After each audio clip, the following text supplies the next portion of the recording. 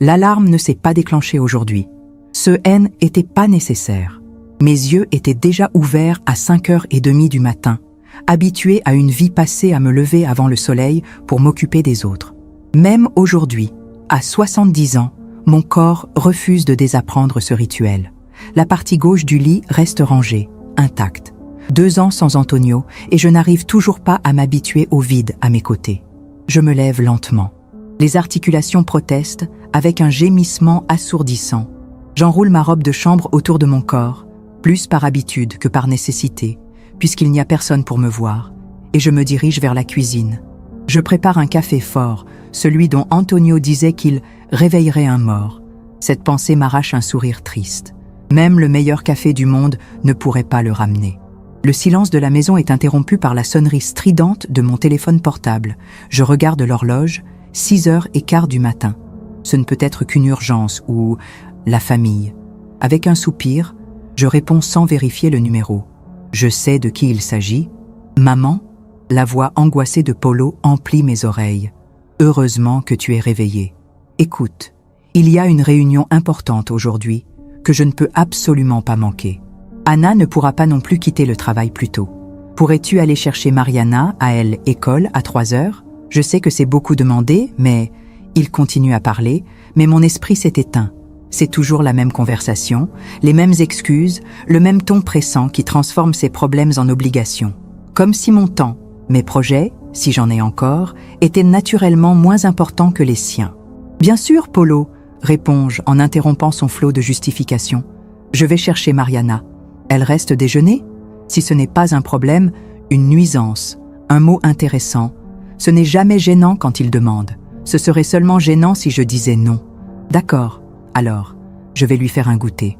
Tu es un ange, maman. Je t'aime. Je raccroche le téléphone et bois une gorgée de café tiède. Un ange.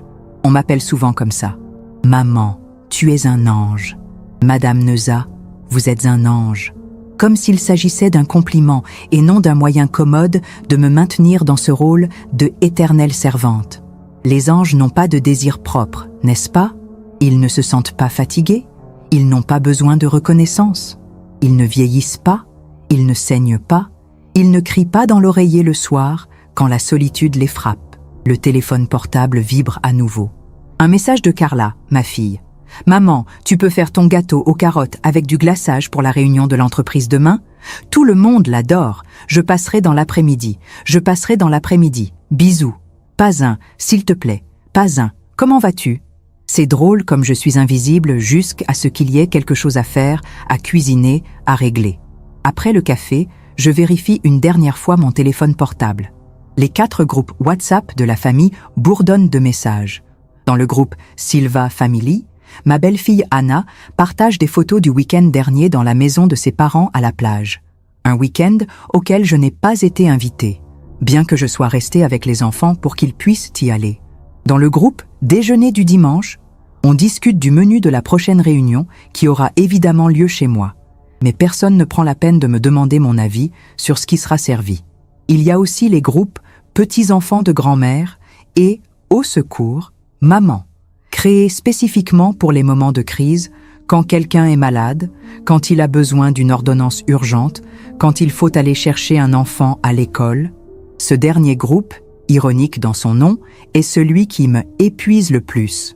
Au secours, maman devrait s'appeler Ordre pour maman, car il y a rarement une réelle gratitude pour elle, aide apportée. Je range mon téléphone portable et me prépare pour la journée. Une douche rapide, des vêtements simples, un pantalon de survêtement bleu marine et un chemisier blanc, discret comme je l'ai toujours été. Je coiffe mes cheveux gris, autrefois noirs comme la nuit, et les attache en un chignon bas. Je mets un léger rouge à lèvres, plus par habitude que par vanité. Qui me verra aujourd'hui, à part Mariana, ma petite fille de 8 ans, et peut-être un autre papa ou une autre maman à la sortie de l'école? La matinée s'écoule lentement. Je nettoie la maison, même si elle est déjà propre. Je vis seule et ne m'arrête guère à la maison, toujours en train de courir pour aider quelqu'un de la famille. Je prépare le déjeuner, je mange seule à la table de la cuisine, le journal ouvert à côté de mon assiette, faisant semblant de m'intéresser aux nouvelles alors qu'en réalité, j'essaie juste de combler le vide. À 2h30, je pars chercher Mariana.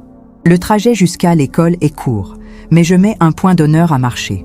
C'est l'un des rares moments où je peux respirer de l'air frais, où je peux observer la vie qui se déroule autour de moi. Je vois d'autres grands-mères comme moi à la recherche de leurs petits-enfants. Nous échangeons des sourires complices et des hochements de tête. Nous reconnaissons les unes chez les autres la même fatigue déguisée en joie, la même disponibilité prise comme une obligation. À la sortie de l'école, Mariana court vers moi avec un sourire qui fait que tout vaut la peine, même pour quelques secondes. « Maman !» crie-t-elle en se jetant dans mes bras avec une énergie que j'envie. « Bonjour mon amour. Comment s'est passée la journée à l'école ?» Elle commence à parler de sa journée, d'une dispute avec sa meilleure amie, d'un dessin qu'elle a fait et qui a reçu des étoiles de la part du professeur. Je tiens sa petite main dans la mienne, marquée par le temps, et nous rentrons à la maison. Ces moments sont précieux. Au moins avec les jeunes enfants, je suis toujours quelqu'un, la grand-mère avec les goûters savoureux, les histoires à dormir debout, les pansements faits avec des baisers. À la maison, je prépare le goûter promis. Un sandwich au fromage fondu, du jus d'orange naturel, quelques fruits coupés en formes amusantes, exactement comme Mariana l'aime. Tout en mangeant, elle me demande pourquoi je suis si silencieuse. Je suis juste fatiguée, chérie. Mais tu ne travailles même pas, grand-mère. Cette phrase me frappe comme une gifle. Tu ne travailles même pas. Je ravale la réponse que j'ai envie de donner. Ce n'est pas de sa faute. C'est probablement ce qu'elle entend à la maison.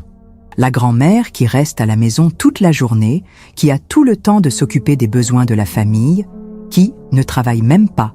Polo vient chercher Mariana à 7 heures du soir, 3 heures plus tard que prévu. Il ne donne aucune explication, se contente d'un rapide remerciement en poussant sa fille dans la voiture. Il ne va même pas chercher un café. « Maman, tu as vu que l'anniversaire de l'entreprise est la semaine prochaine, n'est-ce pas ? Anna t'a parlé du gâteau ? Carla ? Oui ? Je vais le faire. Tu es géniale, maman. Je ne sais pas ce qu'on ferait sans toi. » Et il s'en va, laissant derrière lui une maison qui sombre à nouveau dans le silence. Après avoir rangé les plats du déjeuner et nettoyé la cuisine, je m'assois au petit bureau du salon, l'une des rares choses que je me suis achetées ces dernières années. J'ouvre le vieux carnet où je notais mes recettes. Mais aujourd'hui, au lieu d'une énième variante de gâteau au chocolat ou d'une nouvelle recette de cheesecake, je commence à écrire quelque chose de différent. Aujourd'hui, pour la 1000e fois, on m'a rappelé que je ne travaille pas. C'est amusant. J'ai passé la matinée à nettoyer la maison que personne d'autre que moi ne fait. J'ai préparé le déjeuner et je l'ai mangé seule, comme je le fais presque tous les jours. Je suis allée chercher ma petite fille à l'école parce que mon fils avait une réunion importante, plus importante que mon temps, manifestement. Je lui ai préparé un goûter, j'ai écouté ses histoires, je lui ai donné un bain et je l'ai aidé à faire ses devoirs. J'ai attendu 3 heures après l'heure convenue avant qu'il ne vienne la chercher. Et je vais passer la soirée à préparer un gâteau pour l'anniversaire de l'entreprise où travaille ma fille, parce que tout le monde l'adore. Non, je ne travaille pas. Le travail, ce serait si quelqu'un me payait pour tout cela. Travailler, ce serait s'il y avait 1 heure de début et 1 heure de fin. Travailler serait de pouvoir prendre des vacances, ou au moins un week-end. Ce que je fais n'a pas de nom, pas de valeur, pas de reconnaissance. C'est juste ce qu'on attend de moi, le minimum, l'évident.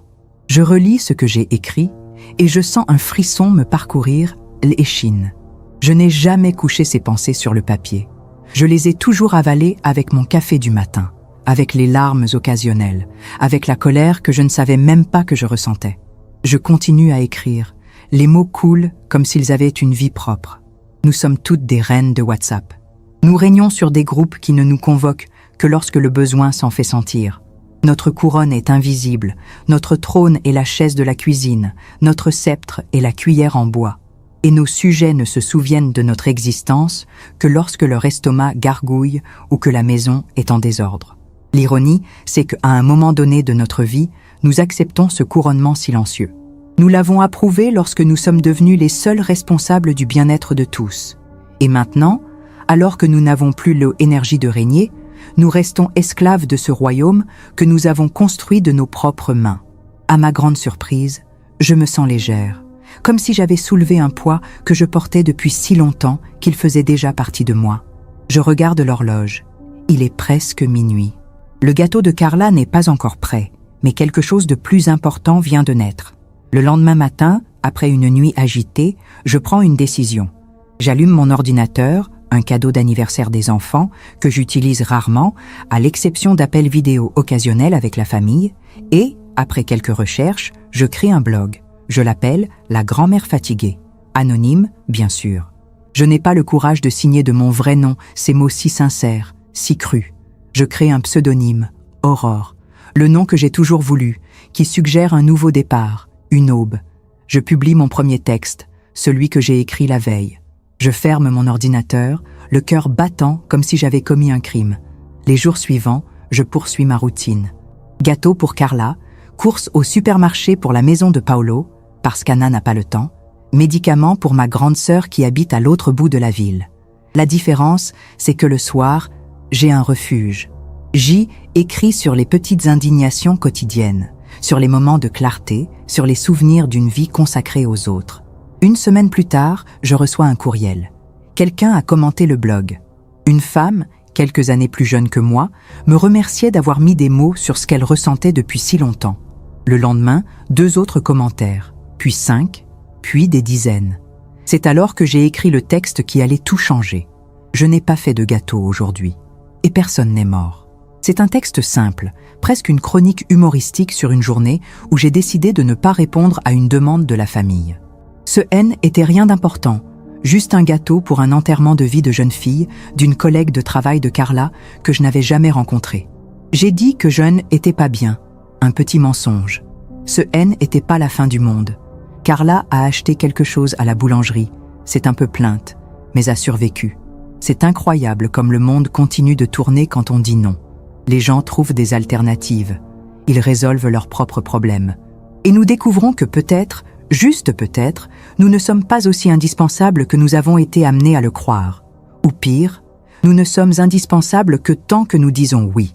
Dès que nous disons ces 2 lettres magiques, non, nous découvrons qui apprécie vraiment notre présence et qui utilise simplement nos services. Je me réveille le lendemain matin et le blog a reçu des centaines de visites, des dizaines de commentaires, des femmes qui partagent en leurs propres histoires de petites rébellions domestiques, de limites fixées trop tard, de non qui ont coûté des relations mais sauvé leur santé mentale. Je sens quelque chose d'étrange monter en moi à chaque nouveau commentaire que je lis, à chaque histoire partagée.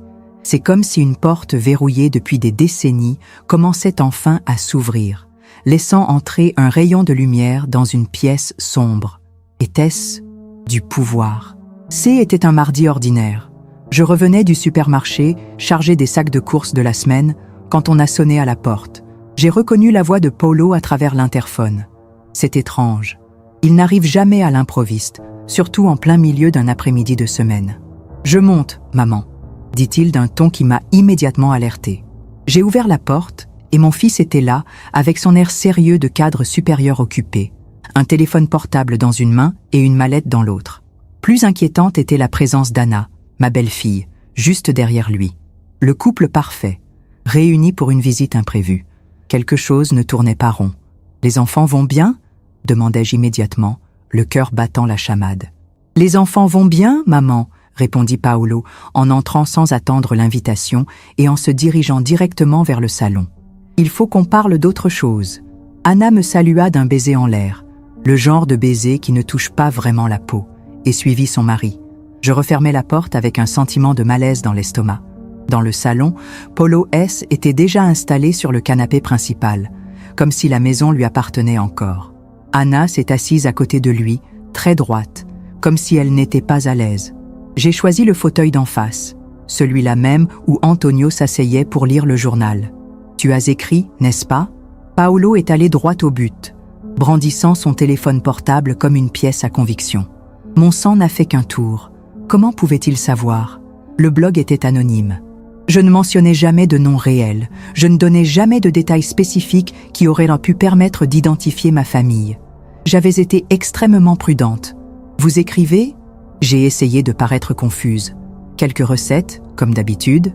Ne fais pas l'imbécile, maman, l'interrompit-il, sa voix montant d'une octave, comme il le faisait toujours lorsqu'il était contrarié. Je parle du blog. La mamie fatiguée, Jules. L'air s'est échappé de mes poumons, comme si quelqu'un m'avait donné un coup de poing. J'ai senti mon visage brûler. Honte? La colère? Peut-être un mélange des trois? Comment? Une de mes cousines a partagé un de tes textes sur les réseaux sociaux. Elle a même tagué toute la famille, poursuit-il, l'indignation transparaissant dans chacun de ses mots.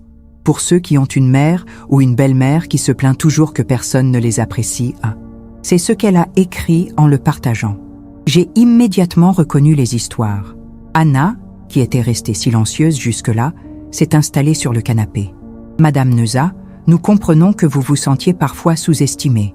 Mais exposer ainsi nos vies à des inconnus sur Internet, elle s'est interrompue, cherchant les mots justes. Ce n'est pas approprié. Approprié.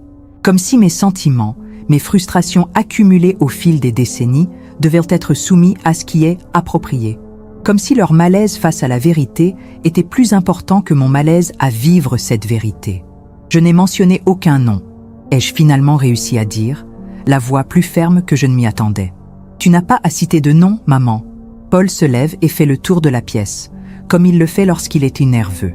Tous ceux qui nous connaissent le savent, l'histoire de l'anniversaire de la société. Tout le monde l'a lu au travail. Tu sais à quel point J était gêné, embarrassé?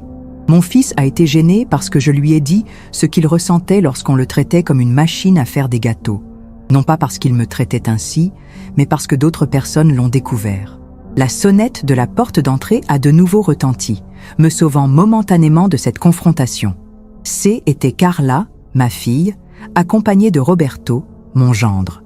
Apparemment, la nouvelle S était répandue rapidement et il ne s'agissait pas d'une simple visite, mais d'une intervention familiale. Carla est entrée comme un ouragan, ses talons hauts claquant sur le parquet du salon. « Maman, comment as-tu pu faire ça ?» a-t-elle commencé, sans même me saluer.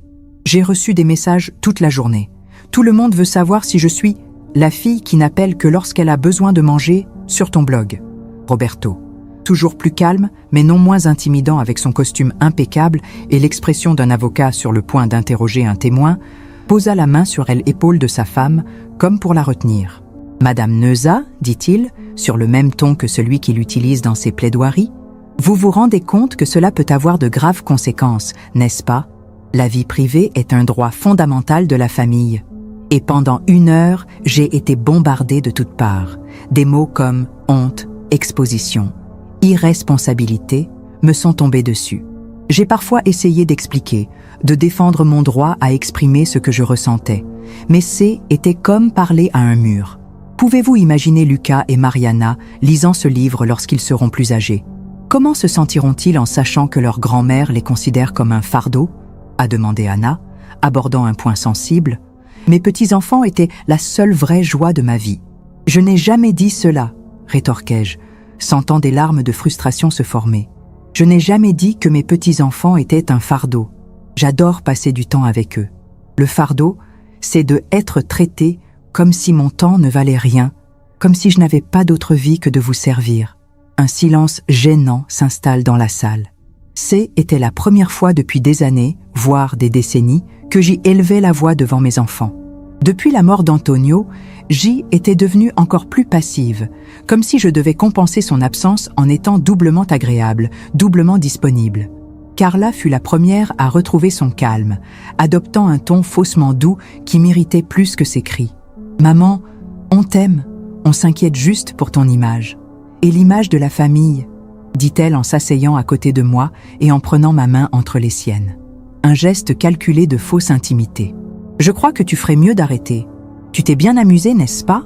S'amuser?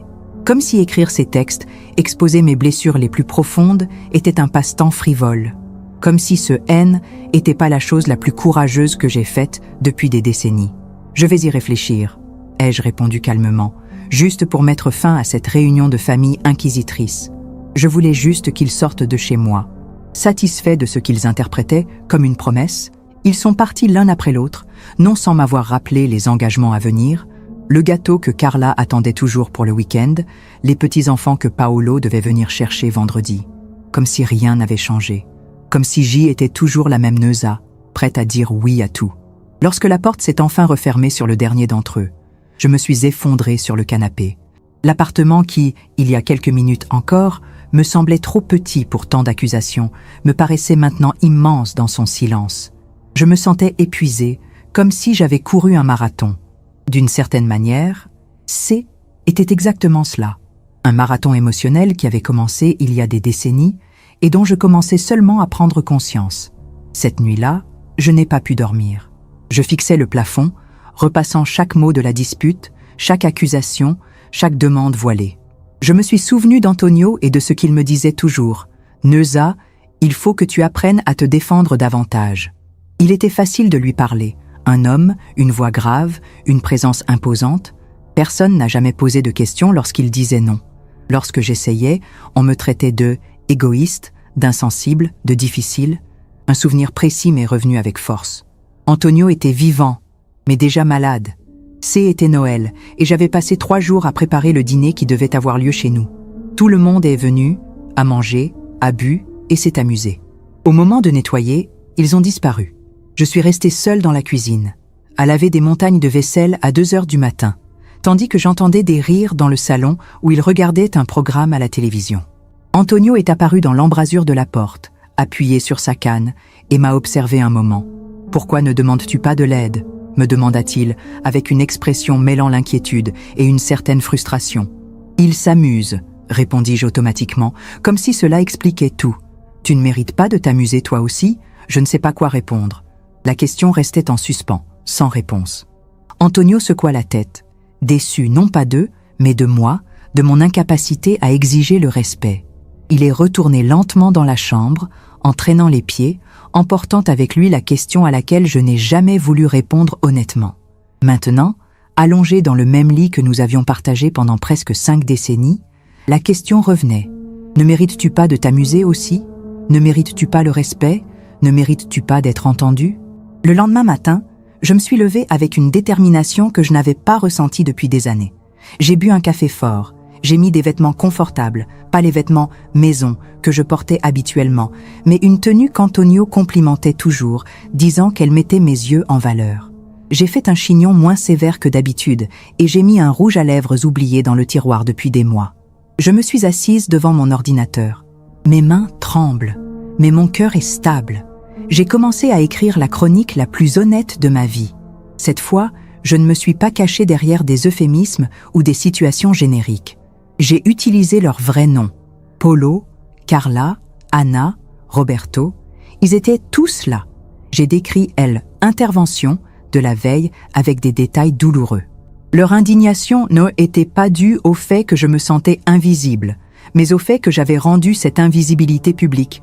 Ils ne sont pas venus s'inquiéter de moi, de mes sentiments, de mon bien-être émotionnel. Ils sont venus s'inquiéter pour eux-mêmes, pour l'image de la famille parfaite qu'ils avaient construite. Ils m'ont demandé de me taire, de reprendre mon rôle de grand-mère et de mère silencieuse, de continuer à servir sans me plaindre. Ils ne m'ont pas proposé de comprendre mon point de vue ou de changer leur comportement. Ils ont simplement exigé que j'arrête de les déranger avec ma nouvelle voix. J'ai décrit ce que je ressentais en les écoutant parler. Petite, insignifiante, mais aussi, paradoxalement, puissante. Parce que leurs attaques prouvaient que mes mots avaient un impact. Que, pour la première fois depuis longtemps, ils me prêtaient vraiment attention. Le plus révélateur a été de réaliser qu'aucun d'entre eux n'avait lu le blog dans son intégralité. Ils citaient des phrases isolées, sorties de leur contexte, que quelqu'un avait partagées avec eux. Aucun d'entre eux n'a pris la peine de comprendre la douleur qui se cachait derrière les mots, les décennies de petites et grandes négligences qui m'avaient conduit à cette situation. Ils ne s'intéressaient qu'aux conséquences pour eux, pas aux causes en moi. Lorsque j'ai terminé, le texte comptait plus de 2000 mots. Je l'ai relu 3 fois. Une voix à l'intérieur m'a dit « Neuza, tu ne peux pas publier ça ». Était la même voix qui m'avait accompagnée pendant 70 ans. La voix de la conciliation à tout prix, de la paix familiale avant mon propre bien-être. La voix qui m'a appris à avaler les mots avec des larmes. Mais il y avait une nouvelle voix, plus forte, qui disait « Si ce n'est pas maintenant, quand ?» Une voix qui ressemblait étrangement à celle d'Antonio dans ses moments les plus lucides, lorsqu'il disait que J était plus forte que je ne le pensais. Le curseur clignotait sur l'écran, attendant ma décision. J'ai respiré profondément. Je me suis souvenu de toutes les fois où on m'avait laissé nettoyer seule la cuisine, de tous les gâteaux pour lesquels je m'étais précipitée à des événements pour des gens que je connaissais à peine, de toutes les fois où j'avais avalé un Non, pour ne pas avoir l'air difficile. J'ai cliqué sur « Publier ». J'ai éteint l'ordinateur immédiatement après, comme un enfant qui casse un vase et court se cacher. Mes mains tremblaient, mon cœur battait si fort que je le sentais dans ma gorge. Qu'est-ce que j'avais fait? J'ai passé le reste de la journée dans un état d'anxiété que je n'avais pas connu depuis ma jeunesse. À chaque bruit de mon téléphone portable, j'imaginais qu'il s'agissait d'un de mes enfants, furieux de ma nouvelle audace. Je vérifiais nerveusement la serrure de la porte, comme si je m'attendais à ce qu'il s'introduise dans mon appartement à tout moment. Une partie de moi, la partie qui était encore l'ancienne Neuza, voulait revenir en arrière, effacer le message, s'excuser, retourner au confort de l'invisibilité. Mais il y avait aussi un nouveau sentiment qui grandissait en moi, quelque chose qui ressemblait beaucoup à la liberté. La liberté de dire enfin à voix haute ou en lettres sur l'écran ce que j'avais retenu pendant si longtemps. La liberté de défier les attentes, de sortir du scénario qui m'a été remis lorsque je suis devenue une épouse, une mère, une grand-mère. La liberté d'être enfin Neuza. Le soir, après un dîner que j'ai eu du mal à manger, j'ai consulté le blog. Le texte avait déjà des centaines de vues, des dizaines de commentaires. Des femmes et quelques hommes applaudissaient de mon courage, partageaient des histoires similaires et m'offraient leur soutien. Beaucoup m'ont dit que j'avais mis des mots sur ce qu'elles ressentaient depuis des années, mais qu'elles n'avaient jamais pu exprimer. Un commentateur qui s'est présenté comme psychologue a écrit « Nous assistons ici à la libération d'une femme qui, pendant des décennies, a vécu pour les autres. C'est un processus douloureux, mais nécessaire. Félicitations pour votre courage. » Je me suis endormie avec moins de poids sur la poitrine, mais aussi avec la conscience qu'une tempête approchait. J'avais franchi une ligne et je ne pouvais plus revenir en arrière. Et la tempête est arrivée, dès le lendemain matin. J'ai d'abord reçu un appel de Polo, auquel j'ai répondu par réflexe avant de réaliser de qui il s'agissait. « Maman, tu as perdu la tête ?» Il criait si fort que j'ai dû éloigner le téléphone de mon oreille. « Comment as-tu pu faire ça? Utiliser nos noms? Me raconter des détails de notre conversation privée? Savez-vous ce qui se passe? Tout le monde à mon travail, mes voisins, mes amis, ils sont tous en train de le lire. Anna pleure depuis hier soir. » Avant que je puisse répondre, il continue. « Je vais venir maintenant et tu vas me donner accès à ce blog pour qu'on le supprime immédiatement. Ensuite, nous parlerons de... » Il a fait une pause, comme s'il choisissait soigneusement ses mots. « De votre état, de mon état, comme si le fait de écrire, d'exprimer des sentiments était le symptôme d'une maladie. Comme si ma nouvelle voix était une pathologie à soigner. « Non, Polo, » répondis-je, nous surprenant tous les deux par la fermeté de ma voix. « Je ne vais rien effacer. »« Quoi? Maman, tu ne comprends pas? Maman, tu ne comprends pas la gravité. Je comprends parfaitement. » Et la réponse est toujours non. J'ai raccroché le téléphone avant qu'il ne puisse continuer. Immédiatement, il s'est remis à sonner. Je l'ai ignoré. Puis ce fut au tour de Carla d'appeler, puis de Roberto. Les messages WhatsApp se sont succédés, certains suppliants, d'autres menaçants, tous exigeant que je retire le texte et que je m'excuse publiquement. J'ai bloqué les numéros de mes enfants, ce que je n'aurais jamais imaginé faire. J'ai éteint mon portable et me suis assise dans le fauteuil d'Antonio, regardant par la fenêtre le parc de l'autre côté de la rue. Des enfants jouaient, des couples se promenaient, des personnes âgées lisaient le journal sur les bancs. La vie continuait, malgré le petit tremblement de terre que j'avais provoqué. Une étrange clarté s'est emparée de moi. Il n'y avait pas de retour en arrière possible. Ce que j'avais fait ne pouvait être défait, et était peut-être mieux ainsi. Comme je l'ai dit dans l'un de mes premiers messages, parfois, ce n'est qu'en brisant irrémédiablement quelque chose que l'on peut enfin cesser d'essayer de le réparer. Le téléphone n'a pas cessé de sonner pendant 2 jours. Après avoir bloqué les numéros de mes enfants, ils ont commencé à utiliser d'autres téléphones. Lorsque cela n'a pas fonctionné, ils ont envoyé des amis communs, des voisins, et même ma sœur Louisa, qui s'est présentée sur le pas de ma porte avec une expression d'inquiétude sincère. « Neuza, que se passe-t-il? Polo m'a appelé pour me dire que tu es différente. » Je l'ai invitée à entrer et, pour la première fois, j'ai parlé à un membre de la famille du blog, de ce que je ressentais depuis des années, de la désastreuse intervention et de la rébellion qui s'en est suivie. Louisa, qui a 7 ans de plus que moi et qui est à la fois mère et grand-mère, elle m'écoutait tranquillement, ses yeux bruns, si semblables aux miens, fixé sur mon visage. Lorsque j'ai terminé, je m'attendais à une critique, à des conseils pour faire la paix, à cette sagesse conciliante typique des femmes de notre génération. Au lieu de cela, elle a pris mes mains entre les siennes, marquées par des décennies de travaux ménagers, et m'a dit « Donne-moi l'adresse de ce blog. Donnez-moi l'adresse de ce blog. Je veux tout lire. » Entre les courriels de colère de mon gendre Roberto et les menaces voilées de ma belle-fille, il y a eu un flot de messages de soutien de la part d'inconnus. Des femmes de tous âges, mais surtout de ma tranche des âges, qui se reconnaissaient dans mes propos. « Vous parlez en notre nom à toutes ?» m'ont-elles écrit. Enfin, quelqu'un a le courage de dire ce que nous ressentons. Le blog a explosé. Il est passé de centaines à des milliers de vues par jour. Teared Granny a été partagé par des groupes de femmes des âges moyens dans tout le pays. J'ai reçu des invitations à prendre la parole dans de petits podcasts, des blogs féminins et des groupes de soutien virtuels pour les femmes âgées. Le premier podcast a été une expérience terrible.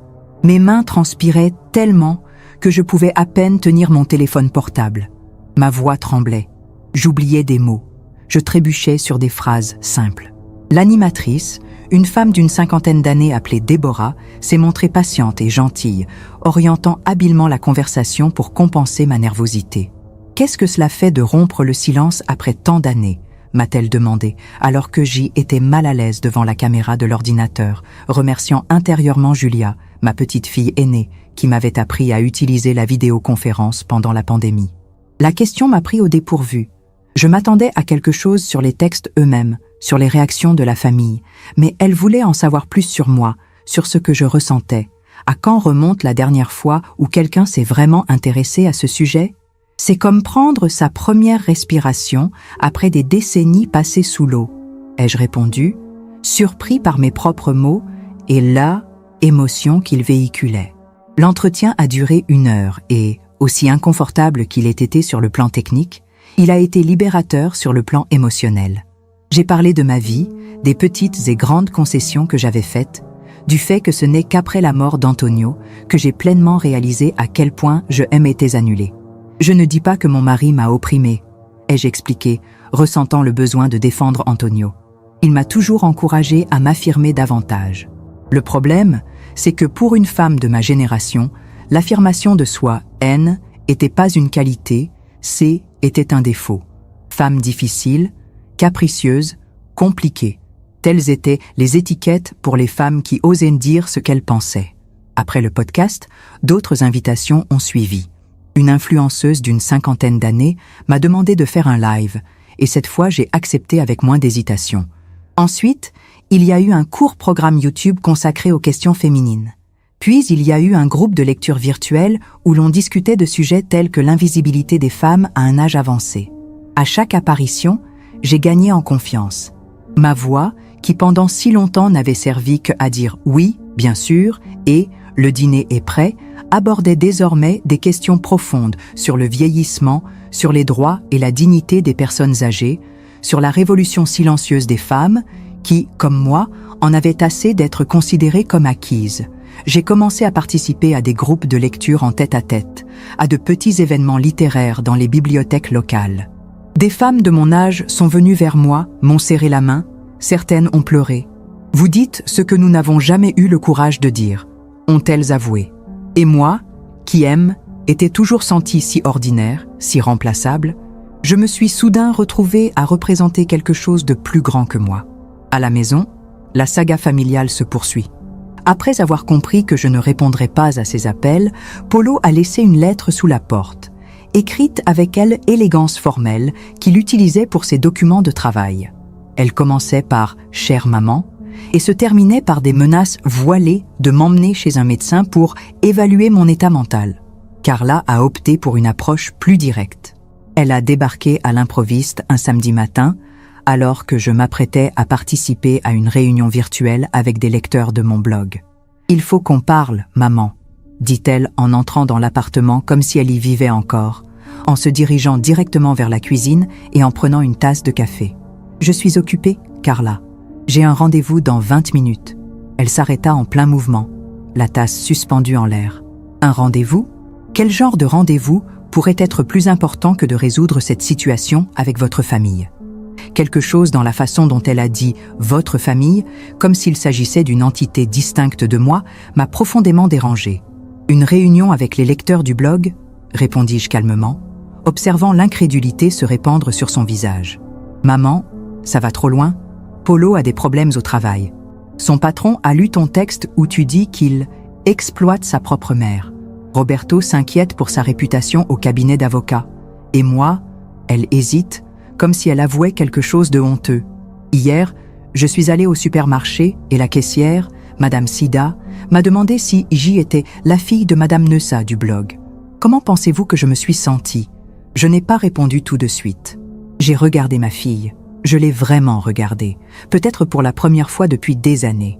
J'ai vu les rides d'expression autour de ses yeux, ses cheveux parfaitement colorés sans la moindre mèche blanche, ses ongles manucurés, ses vêtements élégants mais conservateurs. J'ai vu la femme qu'elle était devenue, compétente, déterminée, mais aussi prisonnière d'un rôle social aussi rigide que le mien. Qu'as-tu ressenti, Carla ? La question la prend au dépourvu. Embarrassée, bien sûr, humiliée, comme si tout le monde se moquait de moi dans mon dos. C'est ce que je ressens depuis des années, répondis-je simplement. Gênée quand on parle de moi comme si je n'étais pas là. Humiliée quand on me traite comme une commodité, et non comme une personne ayant des désirs et des besoins propres. Comme si j'y étais invisible à moins que vous n'ayez besoin de quelque chose. Ce n'est pas juste, maman, nous t'aimons. L'amour n'est pas qu'un sentiment, Carla. C'est une pratique quotidienne. C'est du respect, de la considération. Elle ouvrit la bouche pour répondre, mais fut interrompue par le son de mon ordinateur qui annonçait le début de l'appel vidéo. Je me suis levée de la table. Je dois m'occuper de cette réunion maintenant. Nous pourrons poursuivre cette conversation un autre jour, si vous le souhaitez. Et pour la première fois de ma vie, je tournai le dos à ma fille en pleine discussion et me rendis dans le salon où mon ordinateur portable était ouvert, affichant les visages souriants de 15 femmes qui attendèrent de me parler. J'ai entendu la porte d'entrée claquer lorsque j'ai salué mes lectrices. Une petite partie de moi s'est tortillée de culpabilité, mais la plus grande partie de moi a ressenti une étrange paix. Une frontière avait été fixée, une limite avait été posée.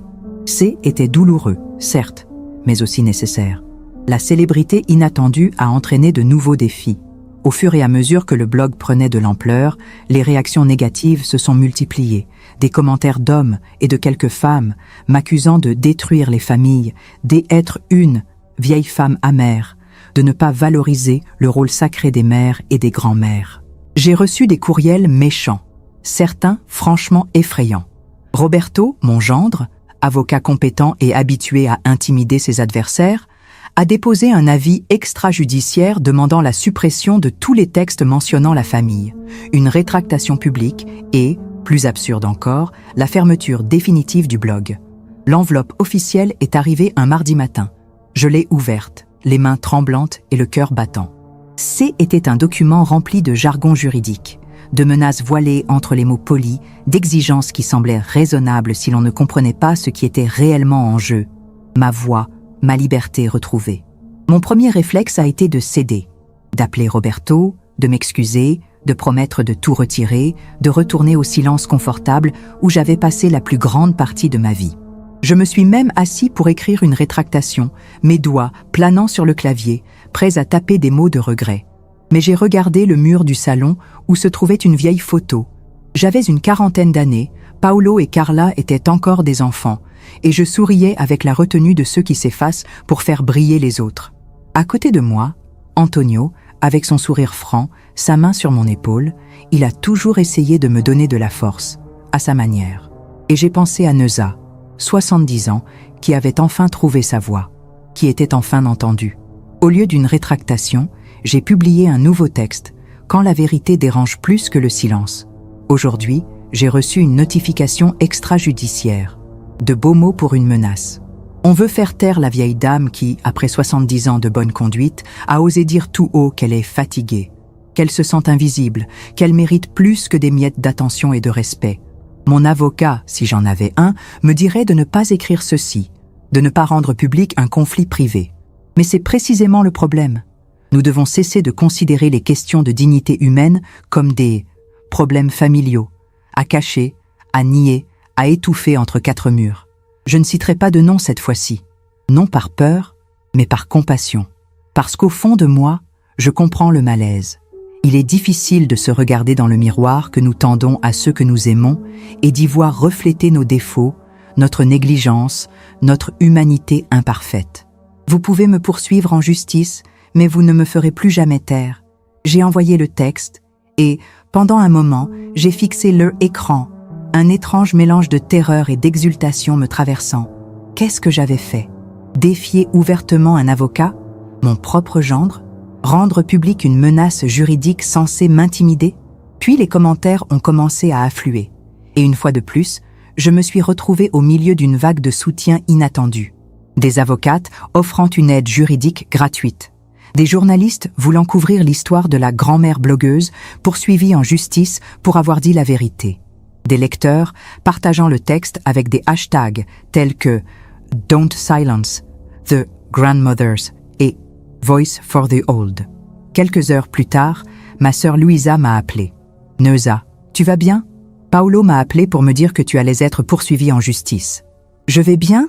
ai-je répondu, me surprenant moi-même par le calme de ma voix. En fait, je ne me suis jamais sentie aussi bien depuis des années. Le silence à l'autre bout du fil a été si long que j'ai cru que l'appel avait été interrompu. « Louisa, je suis là, » dit-elle enfin. J'essaie juste de comprendre quand ma petite sœur est devenue si courageuse. « Ce n'est pas du courage, » répondis-je en pensant aux commentaires, aux messages, à toutes ces femmes qui s'étaient reconnues dans mes mots. C'est la certitude de ne pas être seule. Les 3 mois suivants ont été un tourbillon. La menace juridique de Roberto ne s'est jamais concrétisée par un véritable procès. Peut-être en raison du soutien public que j'ai reçu, peut-être parce qu'il a compris que ce serait une bataille qu'il ne pourrait pas gagner sans exposer encore plus sa famille. Paolo et Carla se sont retranchés dans un silence offensé, ne communiquant que par des messages froids et formels en cas d'absolue nécessité. Les plus jeunes petits-enfants, Mariana et Lucas, appelèrent de temps en temps en cachette, avec la consigne claire de ne pas mentionner le sujet du blog, mais désireux de rester en contact. Parmi les enfants, ce sont eux qui ont le moins compris ce qui se passait et qui ont le plus souffert de cet éloignement soudain. « Grand-mère, quand feras-tu à nouveau des gâteaux à la maison ?» demanda un jour Mariana au téléphone, sa voix enfantine remplie d'une innocence qui me brisa le cœur. « Bientôt, mon amour, » ai-je répondu, tout en sachant que C était probablement un mensonge. Dès que les adultes auront réglé les choses. « Papa dit que tu es malade dans ta tête. Est-ce vrai ?» La question me frappa comme un coup de poing dans l'estomac. Je pris une grande inspiration avant de répondre « Non, mon chéri, je ne suis pas malade. J'apprends juste à dire certaines choses que j'ai longtemps gardées dans ma tête. Comme lorsqu'on a un très gros secret et qu'on ne peut plus le taire. » Je souris, émerveillé par son esprit enfantin. Exactement comme ça. Le blog a continué à se développer, tout comme les invitations à parler de l'expérience de « trouver ma voie dans la vieillesse », comme l'a gentiment décrit un journaliste. J'ai participé à une émission de radio locale, puis à une émission plus importante. Un magazine pour seniors a publié une interview de moi, sous le titre provocateur « La révolution commence à 70 ans ». C'est après l'une de ces interviews, lors d'une petite manifestation littéraire dans une librairie du centre, qu'une femme s'est approchée de moi. Grande, noire, portant des vêtements colorés que je n'aurais jamais le courage de porter, les cheveux courts et bouclés dont les mèches grises s'affichaient fièrement. Elle attendait patiemment que je finisse de dédicacer quelques livres que des lecteurs avaient apportés. « Madame Neuza, pouvons-nous parler un instant ?» Elle s'est présentée comme Teresa Oliveira, directrice d'un petit théâtre expérimental. « Vos chroniques ont une qualité théâtrale incroyable », a-t-elle déclaré, alors que nous nous dirigions vers un café voisin. Les dialogues, la tension dramatique, le voyage émotionnel. Avez-vous pensé à les adapter pour la scène? J'ai ri. Moi, au théâtre? C'est absurde. Mais Teresa ne plaisantait pas. Nous nous sommes assis, avons commandé un café, et elle a commencé à m'expliquer sa vision. Une pièce basée sur mes chroniques, centrée sur le parcours d'une femme qui, après des décennies de silence, trouve enfin sa voix. Il s'agirait d'une pièce pour une seule femme, a-t-elle expliqué. Une femme des âges mûrs qui incarnerait tous les personnages, vous, vos enfants, votre mari décédé, les lecteurs du blog. Mais qui la regarderait? Ai-je demandé, sincèrement intrigué par l'idée, mais sceptique quant à son intérêt. Teresa a souri, un large sourire confiant. Il y a un public énorme pour des histoires comme la vôtre. Des femmes qui se reconnaissent dans ce parcours, Des hommes qui veulent comprendre les femmes de leur vie. Les jeunes qui peuvent apprendre de l'expérience des générations précédentes. Elle était si enthousiaste, si convaincante dans sa passion pour le projet, que je me suis retrouvée à l'approuver presque sans m'en rendre compte. Une semaine plus tard, J était assise avec Teresa dans son petit bureau à l'arrière du théâtre, discutant de la manière de transformer mes mots en pièces de théâtre. La première de The Invisible Woman's Manual a eu lieu dans une petite salle, pour une 50aine de personnes tout au plus. L'actrice choisie, Vera Lucia, avait 58 ans et une présence magnétique sur scène. Elle n'a pas utilisé la caractérisation pour me ressembler. C'était mon idée. Il ne s'agit pas de moi en particulier, mais de toutes les femmes qui se sentent ainsi. Assister aux répétitions a été une expérience surréaliste. Voir mes mots, mes sentiments les plus profonds, être interprétés par quelqu'un d'autre, il y a eu des moments où j'ai eu du mal à respirer pendant si longtemps. Teresa a été suffisamment sensible pour me laisser de l'espace lorsque j'avais besoin de respirer, de pleurer, de faire le point. Le soir de la première, J était assise au dernier rang, à moitié cachée, mon cœur battant si fort que J était sûre que les gens autour de moi pouvaient l'entendre. Le théâtre était entièrement rempli, les amis de Teresa, les collègues de Vera, mais surtout les lecteurs du blog qui avaient découvert la pièce. Les lumières se sont éteintes, la scène s'est éclairée, et Vera était là, vêtue d'une robe simple et élégante, ses cheveux gris attachés en un chignon semblable au mien. Elle a commencé à parler, et j'ai immédiatement reconnu les mots. Ils étaient les miens, mais ils ne les étaient pas. Ils étaient plus grands que moi, plus puissants, plus universels. Pendant 1h20 minutes, j'ai été hypnotisée, regardant mon propre voyage être raconté, réinterprété et élargi. Vera a alterné des moments de fragilité absolue et de force impressionnante, suscitant les rires et les larmes du public. Lorsqu'elle jouait mes enfants, mon gendre, elle adoptait des postures et des voix différentes, rendant vivante la confrontation familiale qui m'avait tant blessée. Une scène en particulier m'a détruite. Lorsqu'elle a joué la conversation entre Antonio et moi dans la cuisine pendant ce Noël, il y a des années. « Tu ne mérites pas de t'amuser toi aussi ?» La phrase, amplifiée par l'espace théâtral, par l'interprétation sensible, a résonné en moi comme jamais auparavant. À la fin, lorsque les lumières se sont allumées, le public, essentiellement composé de femmes, s'est levé. Certains pleuraient ouvertement. D'autres ont applaudi bruyamment, comme si chaque claquement de main était un coup porté contre des années de silence imposé. Vera s'est inclinée, puis a appelé Teresa sur scène. Puis, à ma grande horreur, Teresa m'a désignée au dernier rang. Et maintenant, la véritable protagoniste de cette histoire, Madame Neuza Silva. Je me suis figée. Je n'avais pas donné mon accord. Je n'étais pas préparée à ce moment public.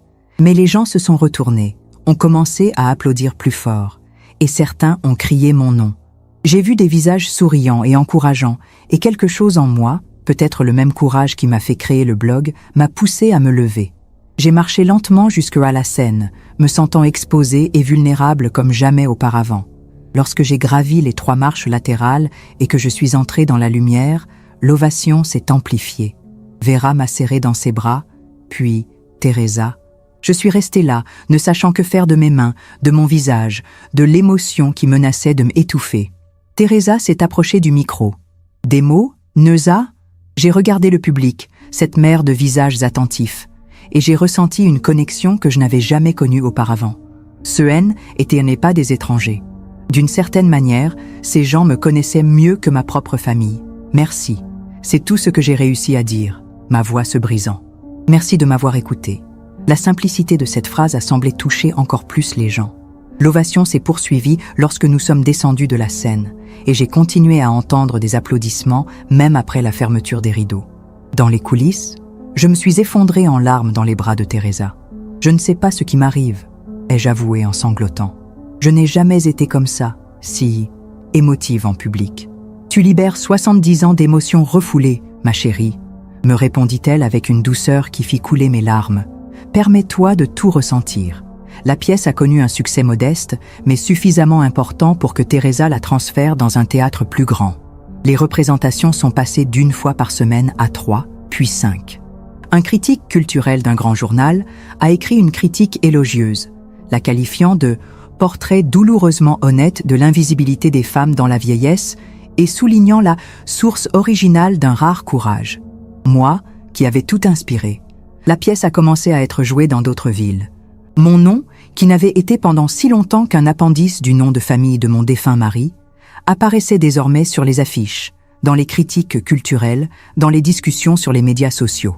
Aurora, mon pseudonyme initial, avait été complètement abandonnée. J était Neosa Silva, la grand-mère qui a dit non, la femme qui a trouvé sa voie à 70 ans. Un dimanche matin, j'ai reçu un message sur mon téléphone portable. C était un lien vers un article. Manual d'Amuller Invisivel est nominé pour le prix national du théâtre dans la catégorie Révélation. Le message qui suivait m'a fait bondir. Félicitations, grand-mère. En secret, je t'ai toujours soutenue, Julia. Julia, ma petite fille aînée, la fille de Polo. L'adolescente brillante et tranquille qui semblait toujours tout observer avec des yeux trop analytiques pour son âge. Son message était plus important pour moi que n'importe quel prix. J'ai répondu immédiatement. On peut se voir, tu me manques. La réponse ne s'est pas fait attendre. Oui, demain après l'école, il y a un café près de l'école. Je me suis endormie ce soir-là avec un sentiment d'espoir que je n'avais pas ressenti depuis le début de ce voyage. Au milieu de éclatement de la famille, de la douleur d'être loin de mes enfants et d'un grand nombre de mes petits-enfants, il y avait une possibilité de renouer le contact. Et elle est venue de la personne à laquelle je m'attendais le moins. L'adolescente sérieuse qui semblait toujours plus intéressée par les livres que par les gens. Le café se trouvait à 2 rues de l'école où Julia étudiait.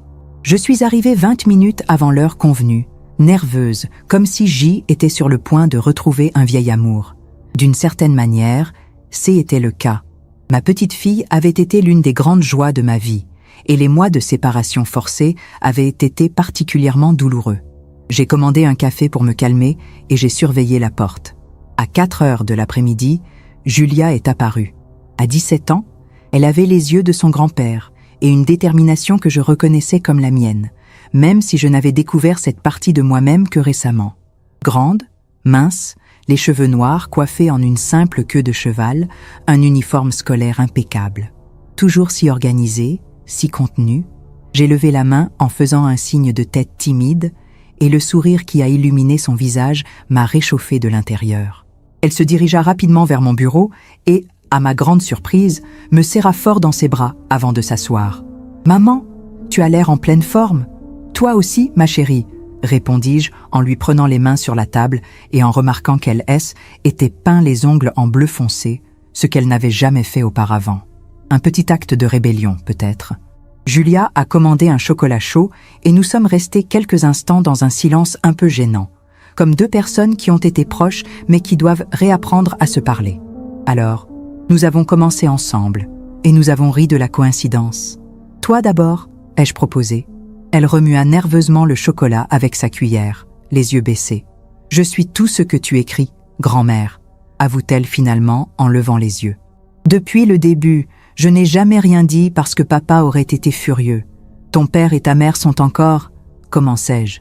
Furieux ? Oui, elle a souri, mais il y avait de la tristesse dans son geste. Mais il ne s'agit pas d'eux, il s'agit de toi, de la façon dont tu m'as appris à dire non. Je l'ai regardée, confuse. La semaine dernière, à l'école, il voulait que je fasse la plus grande partie d'un travail de groupe parce que je suis la plus intelligente, a-t-elle expliqué en faisant des guillemets dans l'air. Avant, j'aurais accepté. Je l'ai toujours fait. Je faisais des devoirs entiers toute seule pendant que les autres avaient la même note. Elle marqua une pause, buvant une gorgée de son chocolat. Mais j'ai pensé à toi et j'ai dit non. J'ai posé des limites claires. J'ai dit que je ferais ma part, mais que j'attendais des autres qu'ils fassent la leur. Et tu sais ce qui s'est passé ? Ce qui s'est passé ? Ils l'ont fait. Julia semblait vraiment surprise. Ils se sont un peu plaints, ils ont essayé de me culpabiliser, mais quand ils ont vu que je tenais bon, ils ont accepté. Le travail était bon, tout le monde a contribué, et je n'ai pas eu à passer des nuits blanches à tout faire moi-même. Elle me serre la main. Tu m'as appris cela sans le savoir. L'idée que mes actions avaient eu une influence positive sur ma petite fille me prit au dépourvu. J était tellement préoccupée par l'impact négatif que ma rébellion pouvait avoir sur les enfants, en particulier les plus jeunes, que je n'avais pas pensé que les plus âgés pouvaient en tirer de précieuses leçons. Papa dit que tu as une, comme il l'appelle, crise tardive, poursuivit Julia en traçant à nouveau des guillemets dans l'air. Maman dit que tu as besoin d'une aide psychologique, mais je crois que tu es enfin toi-même. Une larme s'est échappée avant que je ne puisse l'arrêter. Julia, toujours aussi observatrice, sort un mouchoir de son sac à dos et me le tend. Je suis désolée, marmonnai-je. Je ne voulais pas pleurer pendant notre première conversation depuis des mois. Ce n'est pas grave, maman. C'est bien de te voir exprimer tes sentiments. Tu as toujours été si réservée, retenue. Le mot parfait pour décrire la Neuza d'avant. Toujours à mesurer les mots, les gestes, les sentiments, pour ne pas agacer, pour ne pas paraître difficile. Quelle part de moi-même avais-je perdu dans ce processus de contention permanente? Est-ce que tes parents savent que tu es ici? Demandai-je, soudain inquiète des conséquences que cette rencontre pourrait avoir pour elle. Non, répond Julia, avec une expression mêlant culpabilité et fierté. J'ai dit que j'allais étudier à la bibliothèque. S'il savait, elle ne termina pas sa phrase, mais ce « N » n'était pas nécessaire. Nous savions tous les deux ce qui allait se passer. Je ne veux pas causer de problèmes entre toi et tes parents, chérie. Tu ne causes pas de problèmes, maman. Ce sont eux qui agissent comme si tu avais commis un crime. Et quel était ton crime? Dire la vérité? Avoir des sentiments? Être humaine? La maturité de vos paroles m'a surpris. Depuis quand ma petite fille a-t-elle autant grandi? C'est compliqué, Julia. Pour les gens de ma génération, en particulier les femmes, exprimer son mécontentement était presque tabou. J'ai grandi en pensant que mon rôle était de servir, de m'occuper, de être disponible. Vos parents ont grandi en me voyant ainsi. Le changement soudain est déstabilisant pour eux. Mais cela ne justifie pas la façon dont ils te traitent. Il y avait une véritable indignation dans sa voix. Tu sais ce qui m'énerve le plus? Ils n'ont pas lu le blog. Ils n'ont vu que les extraits qui les ont offensés et qui ont circulé dans leur famille et leurs amis. Ils n'ont pas essayé de comprendre son point de vue, sa souffrance. Au cours des mois suivants, Julia est devenue ma compagne secrète. Elle débarquait chez moi avec des idées de texte, me montrait comment mieux utiliser les médias sociaux, partageait ses propres tentatives de écriture. Nous devions être discrètes. Elle disait toujours à ses parents qu'elle étudiait à la bibliothèque ou chez un ami. Une partie de moi se sentait coupable de cette petite conspiration, mais la joie de renouer avec ma petite fille l'emportait sur tout sentiment de culpabilité. « Tu as du talent », lui ai-je dit un jour en lisant une nouvelle que j'avais écrite pour mon cours de littérature.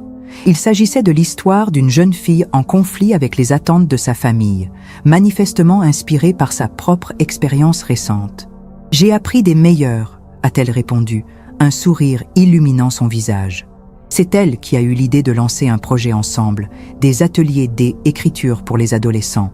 Ce serait un espace sûr pour que les jeunes puissent exprimer leurs sentiments par les mots, a-t-elle expliqué. Tout comme le blog l'a été pour vous.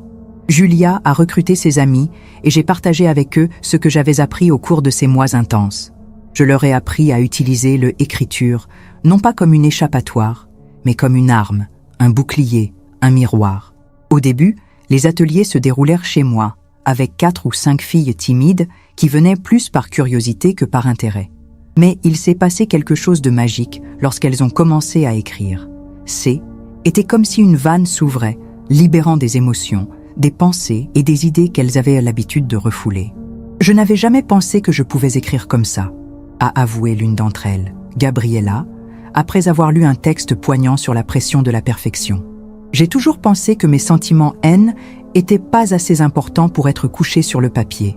Tous les sentiments sont importants, ai-je répondu, me sentant étrangement sage, comme si toute la douleur et les découvertes de ces derniers mois m'avaient donné une clarté que je n'avais jamais eue auparavant.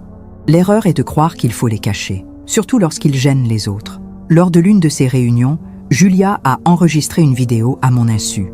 Elle y regardait directement la caméra, assise à côté de moi pendant que j'expliquais quelque chose sur l'écriture confessionnelle. Soudain, elle s'est tournée vers moi avec un regard si plein d'amour et d'admiration qu'il m'a laissé sans voix. Puis, elle s'est tournée vers la caméra et a dit « C'est ma grand-mère, c'est ma grand-mère » et elle m'a sauvée et s'est sauvée elle-même. La vidéo, postée sur son compte Instagram, est devenue virale parmi les jeunes. Soudain, 2 générations différentes me suivaient en ligne. Des femmes de mon âge, fatiguées d'une vie d'invisibilité, et leurs petites filles, déterminées à ne jamais devenir invisibles. La réconciliation avec le reste de la famille semblait toutefois de plus en plus lointaine. Paolo et Carla gardaient leur distance, ne communiquant par messages froids qu'en cas d'absolue nécessité. Roberto, mon gendre, après avoir tenté en vain de m'intimider sur le plan juridique, a choisi de faire comme si je n'existais tout simplement pas. Ce sont les plus jeunes petits-enfants qui ont le plus souffert. Mariana et Lucas, âgés de 8 et 10 ans, ne comprenaient pas pourquoi ils ne pouvaient plus me rendre visite, pourquoi je ne venais plus au déjeuner du dimanche, pourquoi leurs parents changèrent de sujet lorsque mon nom était mentionné. Grand-mère Neuza avait-elle fait quelque chose de très mal? J'ai entendu Lucas demander à Paolo lors d'une brève visite chez ma sœur, où il se trouvait aussi par hasard. La douleur dans sa petite voix d'enfant m'a brisé le cœur. « Pas vraiment mal, fiston », répondit Paolo, visiblement mal à l'aise. « Elle a juste besoin de être un peu seule maintenant. Mais elle a l'air heureuse sur les photos avec Julia », insista Lucas, faisant probablement référence à la vidéo qui est devenue virale. « Est-ce que je peux aller la voir? Ces gâteaux me manquent. » La réponse de Paolo était marmonnée. Trop basse pour que je puisse l'entendre de là où j'y étais, mais à voir l'air déçu de Lucas, elle n'était pas positive. Ce soir-là, j'ai pleuré comme je ne l'avais pas fait depuis la mort d'Antonio. Non pas pour le rejet de mes enfants adultes, cette douleur était déjà transformée en une sorte d'acceptation résignée, mais pour la souffrance des petits, innocents dans cette guerre familiale que j'avais déclenchée sans le vouloir. Il fallait s'y attendre. L'argent change toujours la dynamique familiale, pour le meilleur et pour le pire. Et même si je n'étais pas devenu riche grâce à mon succès tardif, comme l'a dit un magazine, j'y étais certainement dans une meilleure situation financière qu'auparavant. Les ateliers pour adolescents, initialement gratuits, étaient désormais soumis à des frais d'inscription modiques, une idée de Julia qui insistait pour que je valorise mon travail. La pièce de théâtre a généré des droits d'auteur modestes mais constants. Il y a eu des conférences rémunérées, des collaborations avec d'autres écrivains et même une rubrique mensuelle dans un magazine féminin. Pour la première fois depuis la mort d'Antonio, je n'ai pas eu à compter chaque centime de ma pension pour arriver à la fin du mois. Et c'est quand l'argent a commencé à rentrer, pas beaucoup, mais suffisamment pour qu'on le remarque, que mes enfants ont soudain redécouvert l'adresse de mon domicile. Paolo est arrivé le premier, un dimanche matin, à l'improviste. Il a sonné à la porte à 10 heures, alors que J était encore en pyjama, prenant tranquillement mon petit déjeuner en lisant un livre. J'ai regardé par le Judas, surprise de voir mon fils, élégamment habillé, avec un gâteau de ma boulangerie préférée à la main. J'ai ouvert la porte, le cœur battant. Était la première fois que nous nous voyions face à face depuis presque 5 mois. « Paul, il s'est passé quelque chose ?»« Rien de grave, maman », répondit-il avec un sourire qui n'atteignait pas ses yeux. Je me suis dit qu'il était temps que je te rende visite. Puis-je entrer ? J'ai fait un pas de côté pour lui permettre d'entrer. Il m'a tendu le gâteau, a parcouru l'appartement du regard, comme s'il cherchait quelque chose de différent, quelque chose qui expliquerait la transformation de la maman docile en une femme indépendante. Un café ? Je lui ai proposé, plus par habitude que par réel désir de prolonger sa visite. Bien sûr, dans la cuisine, pendant que je versais le café, il se tenait debout, agité, se balançant sur ses talons, comme il le faisait lorsqu'il était enfant et nerveux. « Maman, j'ai réfléchi », dit-il enfin, alors que je posais les tasses sur la table. « Peut-être avons-nous mal réagi à ta nouvelle carrière. » Le mot « carrière » est sorti de sa bouche comme s'il s'agissait d'un mot un peu ridicule pour une femme de 70 ans. « Nous sommes fiers. Et vous ?» demandai-je en levant un sourcil sceptique. « Bien sûr. » Son rire sonnait faux, même pour lui. Il s'est assis, a pris son café et en a bu une rapide gorgée avant de poursuivre. « En fait, je suis venu te parler d'une idée. Anna et moi envisageons de monter notre propre affaire. Un café. Tu sais, ça a toujours été mon rêve. Ah, voilà. Nous avons besoin d'un investissement initial. J'ai pensé que vous, maintenant que vous êtes financièrement à l'aise, pourriez nous aider. Ce serait un prêt, bien sûr, avec des intérêts, si vous voulez. » Il essaie de paraître décontracté, comme s'il ne demandait pas d'argent à la mère qu'il a pratiquement exilée de la famille ces derniers mois. L'ancienne norme aurait été que je cède. Ouvrir le compte en banque comme j'ai ouvert la porte à la maison, sans poser de questions, sans imposer de conditions. L'ancienne Neuza aurait dit, heureuse d'avoir quelque chose de valable à offrir, désireuse de retrouver sa place dans la famille grâce à des biens matériels. Mais la Neuza qui était assise devant lui était une femme différente. Une femme qui avait appris tardivement à dire non. « Paolo », commençai-je en posant calmement la tasse sur la table. « As-tu lu mon blog ?» Il sembla déconcerté par le changement de sujet. « Enfin, en partie. C'est que j'ai été très occupée. Il y a une chronique intitulée « Le coût de la disponibilité ». J'y ai écrit « On ne prête pas une allumette à quelqu'un qui a déjà brûlé votre maison ?» Paul est resté silencieux un moment, les yeux fixés sur moi, comme s'il essayait de déchiffrer un puzzle particulièrement difficile. « Qu'est-ce que cela veut dire ?» demanda-t-il finalement, tout en montrant qu'il avait parfaitement compris. « Cela veut dire non. » Son visage se durcit, le masque de la cordialité tombant complètement. « Je vois, c'est donc cela. Des mois sans nous parler, sans voir les enfants, et quand je viens enfin proposer un rameau d'olivier, c'est comme ça qu'il réagit.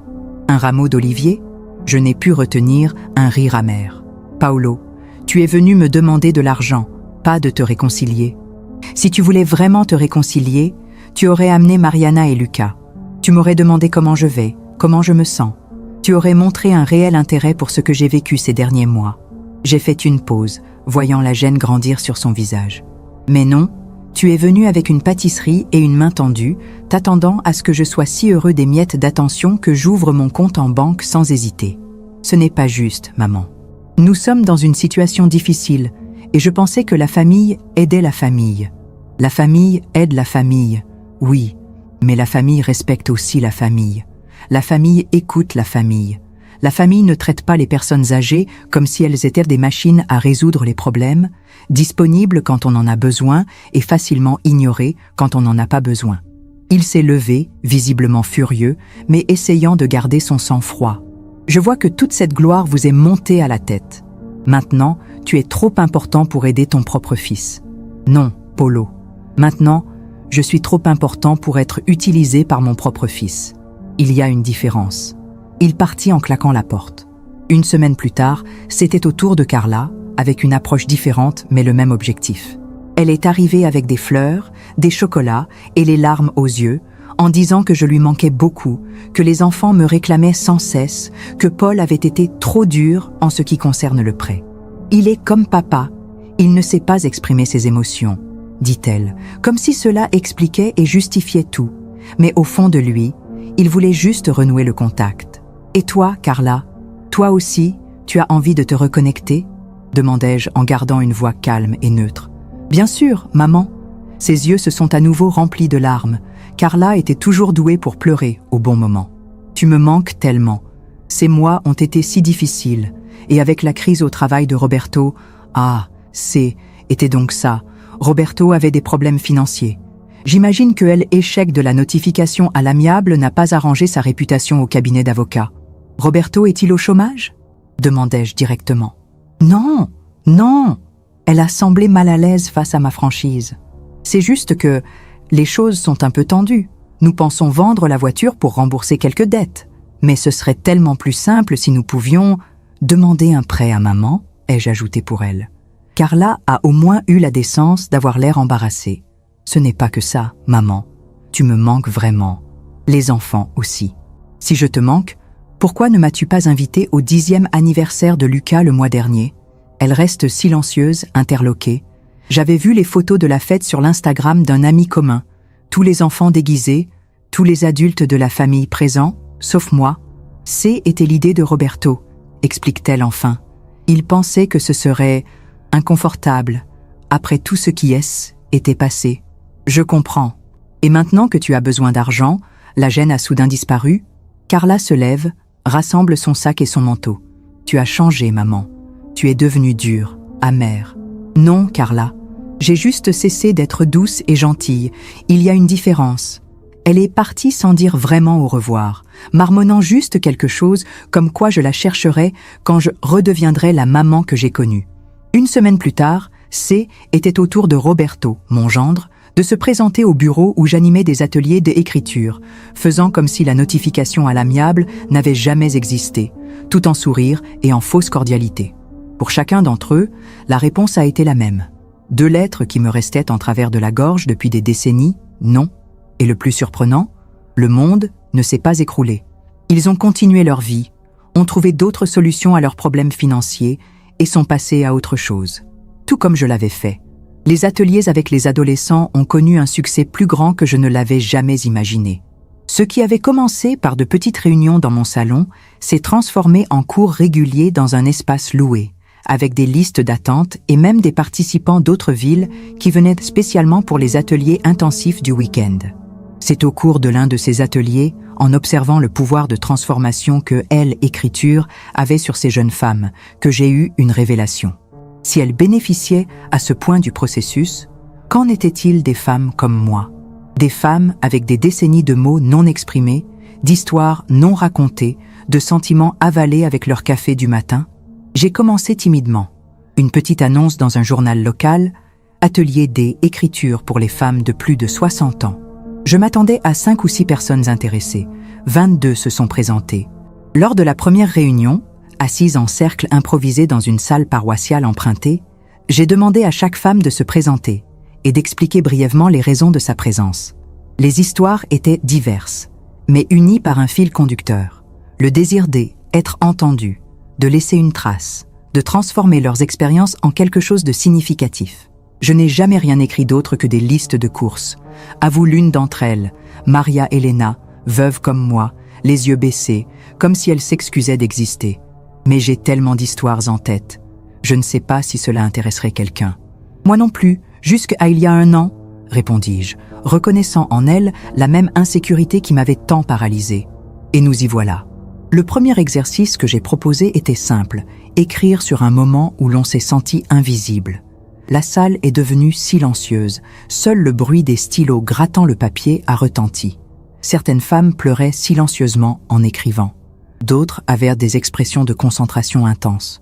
Lorsqu'elles ont eu terminé, j'ai demandé qui voulait partager. Silence, des regards baissés, malaise palpable. J'ai alors pris l'initiative de lire un extrait de mon blog sur la première fois où j'ai réalisé que J était devenue transparente, après 60 ans. C était dans un cabinet médical. Le jeune médecin parlait de mes examens comme si je n'étais pas là, s'adressant à mon fils qui m'accompagnait. Il faut qu'elle prenne ses médicaments. Elle doit éviter les efforts. Elle doit revenir dans 3 mois. Assise là, J était traitée comme un objet et non comme une participante à la conversation sur mon propre corps. C'est à ce moment-là que j'ai réalisé que J était devenue une elle et non plus une vous. Après ma lecture, une main s'est levée timidement. C était Johanna, une professeure de mathématiques à la retraite, aux cheveux gris courts et à la posture rigide de quelqu'un qui a passé des dizaines d'années devant une classe. Pour moi, c'était à la mort de mon mari. Lors des veillées funèbres et des réunions de famille qui ont suivi, tout le monde demandait comment allaient mes enfants, comment ils faisaient face à cette perte. Personne ne m'a demandé comment j'allais. Comme si ma douleur était moins importante, ou peut-être si évidente qu'elle ne méritait pas d'être mentionnée. Ou pire, comme si, à 65 ans, la perte d'un compagnon de 4 décennies était quelque chose d'attendu, de presque banal. Une vieille veuve? Eh bien, c'est le cours naturel de la vie, n'est-ce pas? Rien d'extraordinaire. Sa voix s'est affaiblie sur la dernière phrase, et plusieurs têtes ont hoché la tête en signe de reconnaissance. L'une après l'autre, les femmes commencent à parler. Des histoires de rendez-vous chez le médecin où elles ont été ignorées, de vendeurs qui les ont ignorées, de membres de la famille qui les ont traitées comme des meubles, présentes mais non participantes. L'atelier a pris de l'ampleur. Au cours des semaines suivantes, les femmes qui étaient arrivées timidement ont commencé à apporter des textes d'un courage qui m'a ému aux larmes. Des histoires d'abus, de rêves différés, de petites résistances quotidiennes. Mais aussi des histoires d'amour véritable, de moments de pure joie, de découvertes tardives. Maria Elena, celle des listes de courses, a écrit une série de nouvelles sur son enfance, à la campagne, qui m'ont laissé sans voix. Des histoires si vivantes, si riches en détails sensoriels, qu'elles nous ont transportés dans les plantations de café de la campagne de Sao Paulo dans les années 1950. Johanna, l'enseignante à la retraite, a apporté des poèmes qui arrachèrent des larmes à une pierre, des réflexions précises et mathématiques sur la géométrie du deuil, l'algèbre des relations humaines. D'autres ateliers ont suivi. Écrire ses souvenirs, poésie pour débutants, chronique de la vie quotidienne. Les femmes ont commencé à former des groupes de lecture entre elles, à collaborer sur des projets, à créer de petites publications faites à la main qu'elles ont distribuées à leurs amis et à leurs familles. À ma grande surprise, l'une des participantes était une connaissance d'un éditeur d'une maison d'édition petite mais respectée, spécialisée dans la littérature féminine. Après avoir lu certains des textes produits dans les ateliers, il m'a contacté pour me faire une proposition. Un livre avec mes chroniques, un recueil du meilleur du blog, Mamie fatiguée, avec éventuellement des textes inédits. Ils m'ont suggéré le titre « Chronique pour survivre en famille ». L'idée m'a enthousiasmée. Un livre, mon nom sur la couverture, mes mots imprimés, permanents, susceptibles de se retrouver sur les étagères des librairies, des bibliothèques, chez des personnes que je ne rencontrerai jamais en personne, mais qui pourraient se reconnaître dans mes expériences. J'ai accepté, à une condition.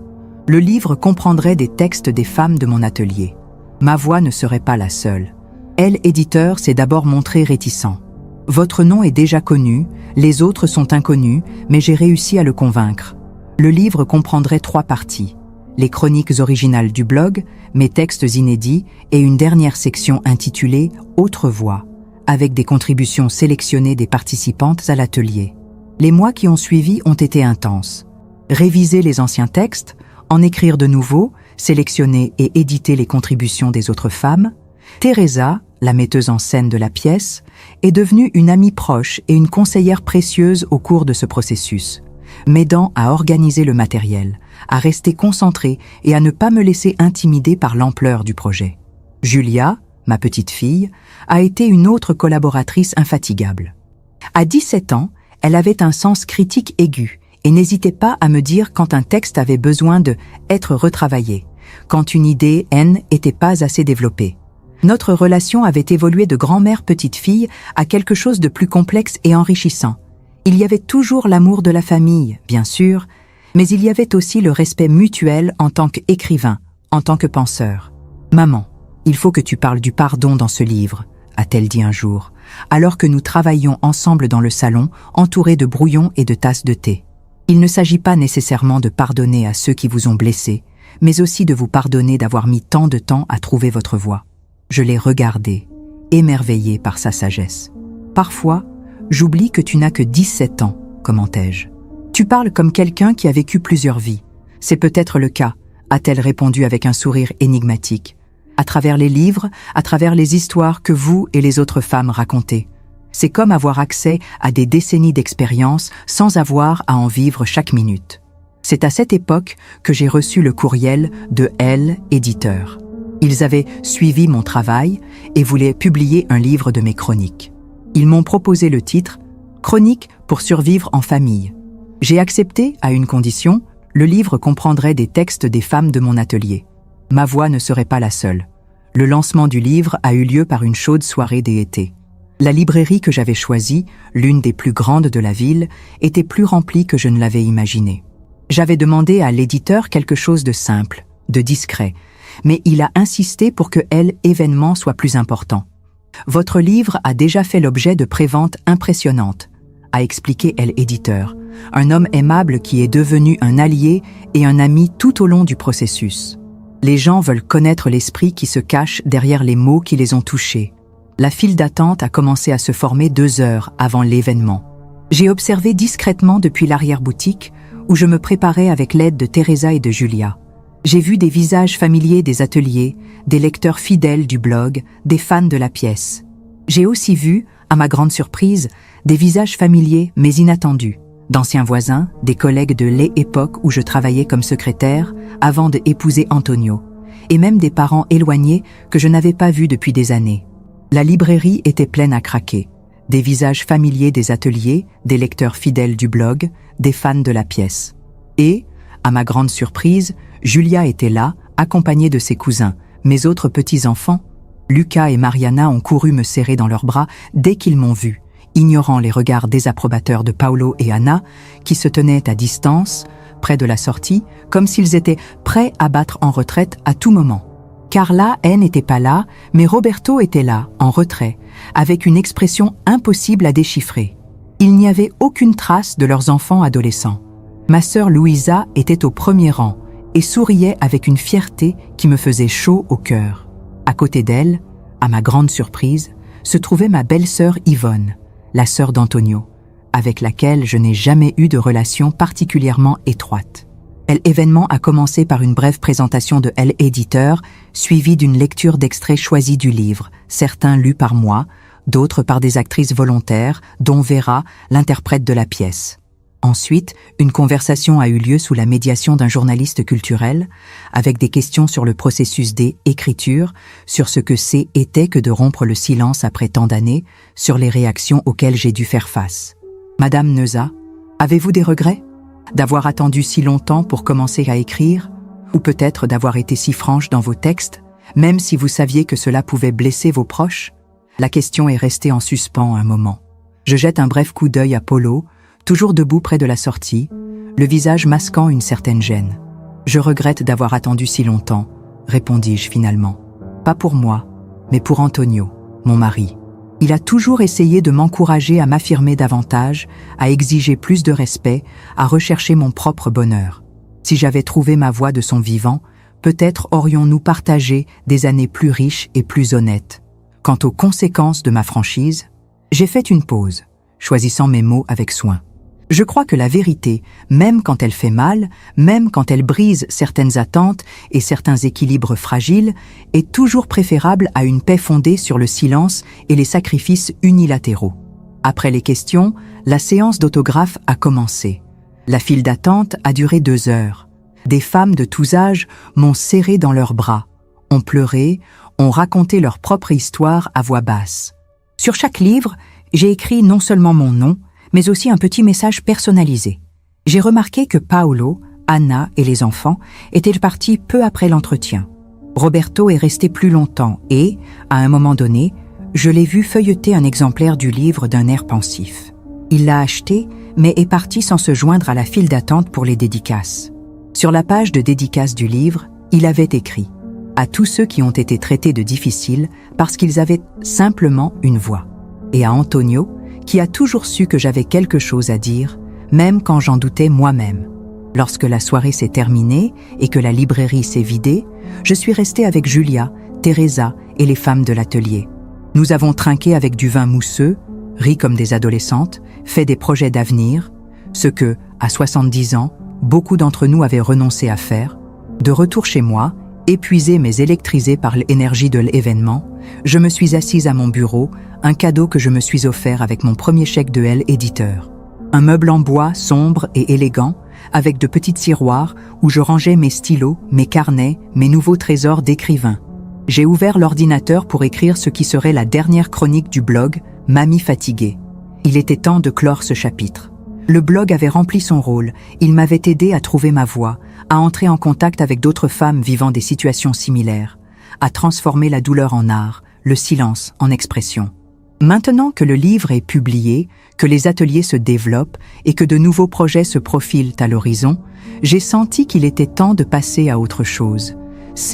Était un texte court, juste quelques lignes pour remercier le voyage, les lecteurs, les compagnons d'atelier. J'ai rappelé le jour où j'ai écrit le premier billet, le sentiment de transgression, la peur, la libération. J'ai brièvement raconté comment ce petit acte de courage avait complètement transformé ma vie, ouvrant des portes dont je ne soupçonnais même pas l'existence. Et j'ai terminé par une confession. Je n'ai jamais été un martyr. J'avais juste besoin de papier pour arrêter d'avaler. J'ai cliqué sur « Publier » pour la dernière fois dans cet espace qui avait été mon confessionnal, mon champ de bataille, mon nouveau départ. J'ai éteint l'ordinateur et j'ai regardé par la fenêtre. Le ciel étoilé semblait plus lumineux que d'habitude. Ou peut-être étaient-ce simplement mes yeux, enfin libres de voir le monde tel qu'il est. Un endroit où, même à 70 ans, on peut encore renaître. Le lendemain matin, je me suis réveillée avec une étrange sensation de légèreté. Comme si un cycle S était achevé, comme si une histoire avait trouvé sa fin naturelle. Ce N n'était pas de la tristesse. Ce N n'était pas vraiment de la joie. Était la paix. La paix d'avoir dit ce qu'il fallait dire, d'avoir fait ce qu'il fallait faire. Mon portable a sonné pendant que je préparais mon petit déjeuner. Était un numéro inconnu. J'ai répondu avec un peu d'hésitation. « Madame Neuza ?» Une voix masculine, vaguement familière. « Oui, c'est Roberto, votre... C'est Roberto, votre... gendre. » Je suis restée silencieuse, trop surprise pour répondre immédiatement. De toutes les personnes qui auraient pu m'appeler ce matin-là, Roberto était la dernière que j'aurais attendue. « J'ai lu votre livre hier soir, en entier, » poursuit-il, comblant mon silence. « Je n'ai pas pu dormir avant de l'avoir terminé. »« Je vois, » répondis-je, neutre, dans l'attente. « Je n'avais jamais vu les choses sous cet angle, » dit-il, et il y avait dans sa voix quelque chose que je n'avais jamais entendu auparavant. De la vulnérabilité, surtout la partie sur Noël, quand personne n'aidait à faire la vaisselle. J'y étais là. Je me souviens avoir vu la dame dans la cuisine, seule, pendant que nous regardions tous la télévision. Je n'ai jamais pensé, je n'ai jamais envisagé. Sa voix s'est éteinte. Roberto, l'avocat toujours éloquent, l'homme qui m'avait envoyé une notification extrajudiciaire froidement formulée, semblait avoir du mal à trouver ses mots. « Je voulais m'excuser, » dit-il enfin. « Pas pour ce que j'ai écrit ou dit. C'est votre droit, et je comprends maintenant pourquoi. Mais pour la façon dont nous avons réagi, la façon dont j'ai réagi. À mon tour, je suis restée sans voix. De toutes les conséquences possibles de la publication du livre, les excuses de Roberto ne faisaient pas partie de celles que j'avais imaginées. « Merci, Roberto », ai-je finalement réussi à dire. Cela représente beaucoup pour moi. Carla ne sait pas que j'appelle. Il a hésité. Elle est encore... Vous connaissez votre fille, fière comme son père. Mais je voulais vous dire que vous manquez aux enfants. Peut-être pourrions-nous commencer par un déjeuner? Juste moi, vous et les garçons? J'en serais ravie, répondis-je, sentant une émotion inattendue m'envahir.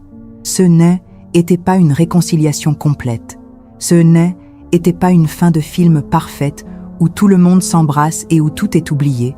C'était le début de quelque chose de nouveau, quelque chose d'encore fragile et incertain, mais réel. Un petit pas vers un nouveau type de relation, basé non pas sur des attentes tacites et des rôles rigides, mais sur le respect mutuel, des limites saines et une communication honnête. Dans les mois qui ont suivi, il y a eu d'autres pas, des petits pas hésitants, parfois suivis de revers. Polo était toujours distant, toujours blessé par mon refus de l'aider financièrement, toujours mal à l'aise avec ma nouvelle identité publique. Carla, après avoir résisté pendant des semaines, a finalement accepté de lire le livre et, bien qu'elle ne l'ait jamais ouvertement admis, quelque chose a changé dans sa façon de se comporter avec moi. Les appels sont devenus plus fréquents, les visites aussi, bien que nos conversations soient restées sur un terrain sûr, évitant les sujets les plus sensibles. Les relations avec ses petits-enfants, heureusement, ont été plus faciles à renouer. Les enfants ont une admirable capacité à pardonner, à aller de l'avant sans porter le poids de la rancœur. Lucas et Mariana reviennent régulièrement lui rendre visite, séduits par la grand-mère célèbre qui apparaît dans les journaux et les magazines. Les adolescents, les enfants de Carla et Roberto, ont été plus réservés au début. Mais le temps et la patience ont fait leur œuvre. Julia, mon alliée de la première heure, s'est épanouie. À 18 ans, elle a été acceptée dans une université prestigieuse pour étudier la littérature. Lorsqu'elle m'a montré le courriel d'acceptation, ses yeux se sont illuminés. « C'est toi qui m'as inspirée, grand-mère », a-t-elle dit, alors que nous fêtions l'événement par un dîner spécial. Avant, je pensais que l'écriture N était qu'un passe-temps, quelque chose que je faisais pour moi. Tu m'as montré que les mots peuvent changer le monde. Du moins, ils peuvent changer notre monde. Les ateliers d'écriture ont continué à prospérer, maintenant dans un espace qui leur est propre, un petit studio que j'ai loué avec les recettes du livre et de la pièce de théâtre. Il y avait des groupes pour les adolescents, pour les femmes de tous âges, et même une classe expérimentale pour les hommes âgés, qui, étonnamment, s'est avérée être l'une des plus émouvantes et des plus transformatrices. Le livre, à la surprise de l'éditeur et de moi-même, est devenu un petit phénomène. Ce n'est pas un best-seller national, mais un succès constant, surtout auprès des femmes de plus de 50 ans. J'ai reçu des invitations à des salons littéraires, à des programmes télévisés de petites chaînes, et même à une conférence internationale sur la littérature féminine. Un après-midi d'automne, assise dans mon nouveau bureau, une petite pièce aménagée à cet effet, dans l'appartement qui est resté mon domicile, j'ai reçu un courriel qui m'a coupé le souffle. Il provenait du ministère de la Culture et m'invitait à participer à une table ronde sur les voix des femmes dans la littérature contemporaine. Alors que je réfléchissais à l'invitation, mes yeux se sont posés sur la photo d'Antonio accrochée au mur. Son sourire, figé dans le temps, semblait dire « J'ai toujours su que tu pouvais le faire ». Et pour la première fois depuis sa mort, je n'ai pas ressenti ce pincement au cœur qui accompagne habituellement son visage, son souvenir. Au lieu de cela, j'ai ressenti de la gratitude. Qu'il ait vu en moi ce que je ne pouvais même pas voir moi-même.